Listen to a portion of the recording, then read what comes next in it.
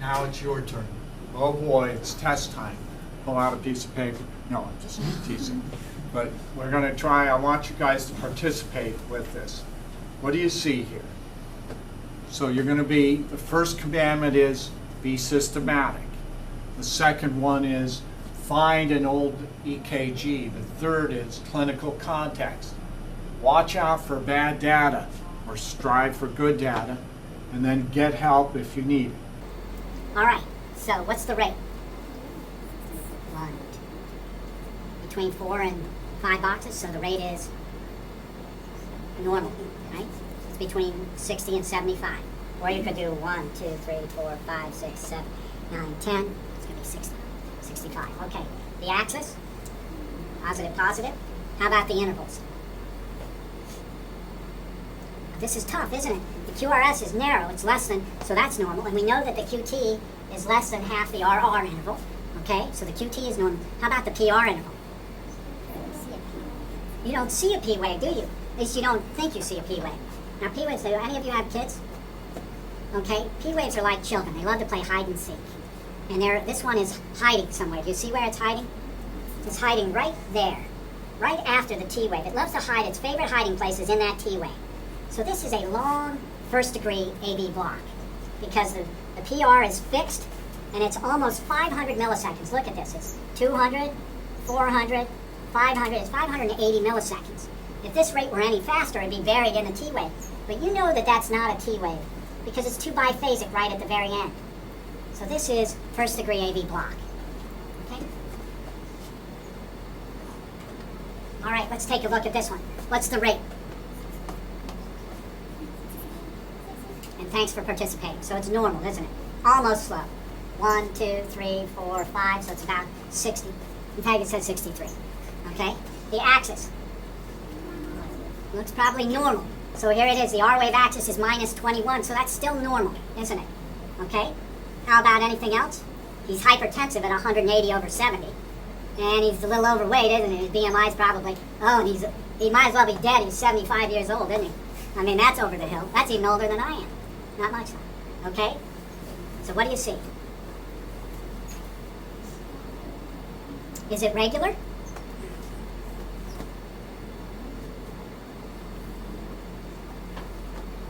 It doesn't look regular, does it? It looks like it's getting some pauses in here, doesn't it?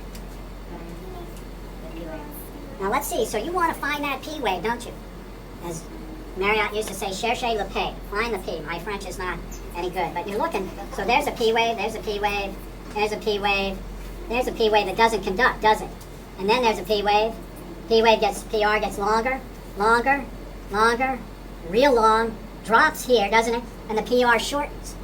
So if we have the PR gets gradually longer, and then after the block it shortens, and we know that the RR interval is less than 2 times the PP interval, we know that this is a kind of block. What kind of block is it? Second degree AV block, Mobitz type 1. Very good. And this is 1, 2, 3, 4, 5, 6 P waves to 5 QRSs.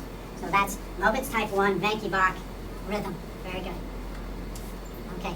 Now this is just the same kind of amplification of that QRS where you see that the PR gets longer, longer, longer, longer, drops, and then the PR shortens. So this is Venki-Bach 6 to 5 conduction. Ooh, now how about this one? This is not a relationship that you want to be in, is it? Because is it regular? It is pretty regular, isn't it? And the QRS is narrow, which implies that it is supraventricular. But how about the relationship between the P and the QRS? Is it a good relationship? Is there any communication going on at all here? None. Lots of opportunity for it, though, right? Look at all of that opportunity. So this is third degree AV block, or complete heart block, and this is probably a junctional escape rhythm because we know that the QRS is narrow, so this is a junctional escape. Sometimes they get ventricular escape. What's in the history do you want to ask this person? Are you dizzy? Or have you passed out? And what's going to happen to this patient? Cardiologist is going to pounce on him and put in a pacemaker. Okay? Good, so this is complete heart block. You guys are doing a great job here. All right, here we go. This is another one. What's the rate? No, somebody's already discovered it. It's 78 right there. Okay, very good. Okay, what's the axis? 19, okay, normal. Boy, this person's 284 pounder. Big. All right, next. How about, is it regular or irregular? Irregular, isn't it? Look at that versus that versus that. It's irregular, okay? And it's irregularly irregular. Do you see good P waves? I'm not certain you do. You may see them here, you know, but I don't think so. Okay, so you have an irregularly irregular rhythm. You don't see P waves, and when you see a P wave, the rate of that P wave is almost 300 to 350, maybe, you know, maybe even shorter, up in the 400 range. So what is the rhythm here?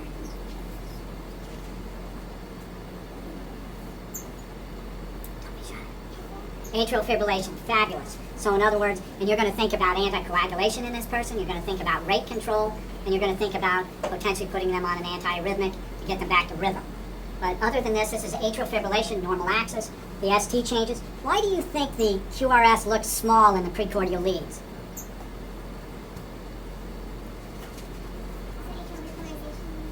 Well, it's not atrial, but what the, 284 pounds, there's a lot of tissue between the heart and that QRS. So don't forget that that's a low voltage, and so there are a lot of things that can affect the QRS, and where the leads are placed on this person is very complicated.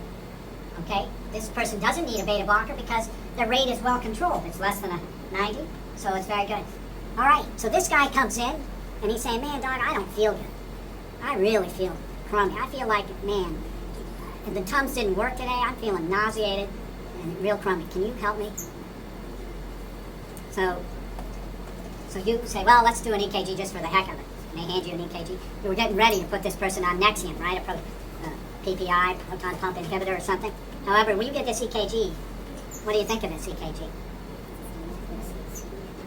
Okay, so you start being systematic. You say the rate is normal, the axis is normal, the PR looks normal, the QRS is normal, the QT is less than half the RR. But what do you see that says, well, I gotta rethink what I'm thinking here? You're looking at these nasty looking T waves, aren't you? And you're looking at this biphasic T wave and ST depression. You're going to start thinking what? Ischemia, myocardial ischemia. Now, if you had an old EKG from a year ago that looked exactly the same, you might sit here and say, well, this could be left ventricular hypertrophy with T wave inversion. But I've given you the reason that you're the best thing to happen to medicine. And that is you have the clinical context. The EKG machine doesn't. So you know that this guy's having atypical sensation. You're going to be thinking myocardial infarction. And it turns out that this has diffuse T wave inversion and T wave changes here. This is consistent with what we call Wellen's ST abnormality, T wave changes, and acute myocardial injury. All right, here's another OMG ECG. Oh my goodness EKG, or oh my gosh, right? Why is this an oh my gosh EKG? Okay, so this is where I got into trouble one time, and I tried to change the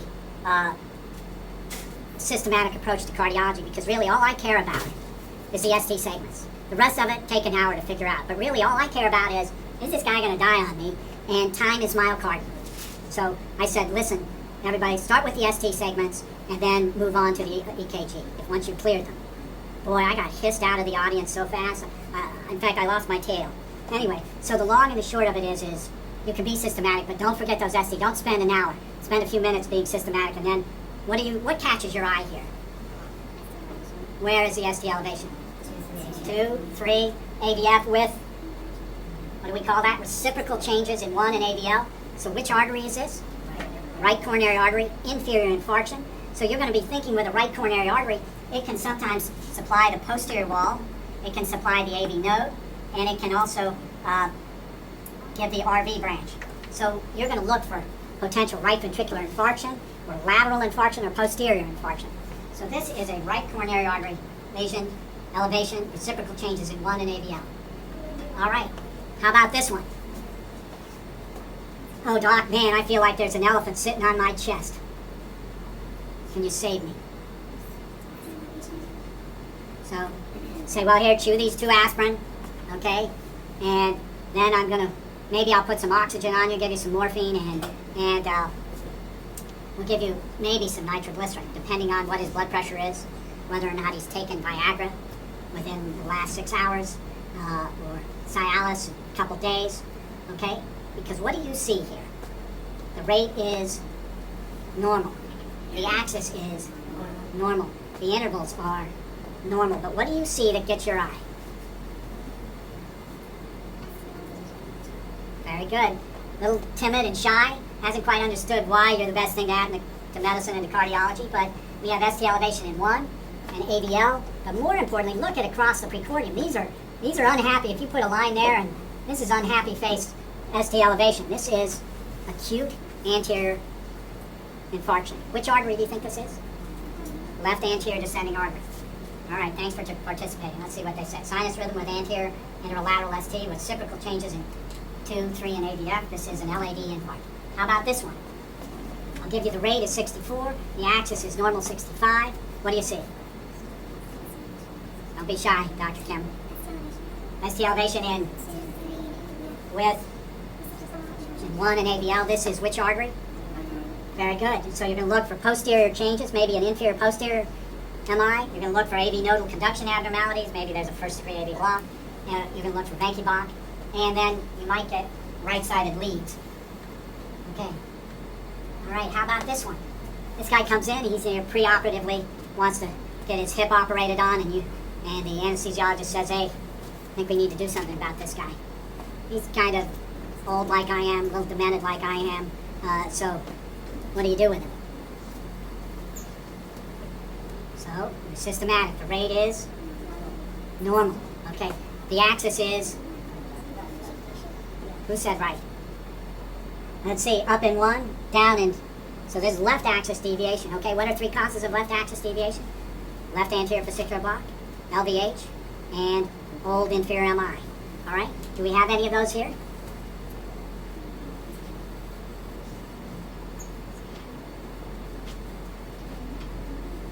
Okay, get out there and participate. You got this one, I know you do.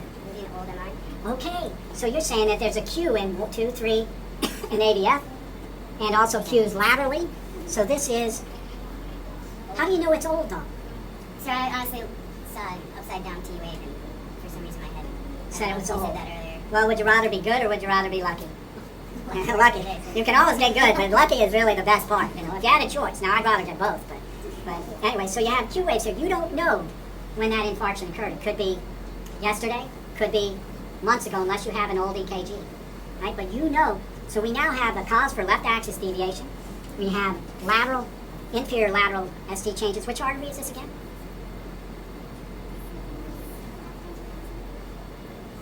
Inferior MI, right coronary artery. All right. Repetition is the basis of all learning. So that's why I'm being so pedantic. All right. Here we got another one here. Huh? So, Doc, man, I tell you, I'm deploying. They gave me about 5 vaccinations. I'm feeling miserable. I woke up with the worst chest pain today. Man, it won't go away. It's been here for at least 5 hours.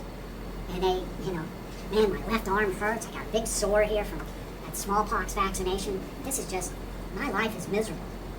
And I'm 45 and I'm okay deploying, but this and all of this other stuff. What do you think of that EKG, Doc? Okay, so silence in a room with a patient is you almost want to die when that happens, because you're wondering what the patient is thinking, that you're really stupid and don't know what you're asking or answering. So what you want to do is, what do? So you're thinking out loud, sir? Yeah, you start thinking out loud. You say, man, look, I got a rate here, which is, so you go to the easy hanging food. What's the rate? Normal. Okay, what's the axis?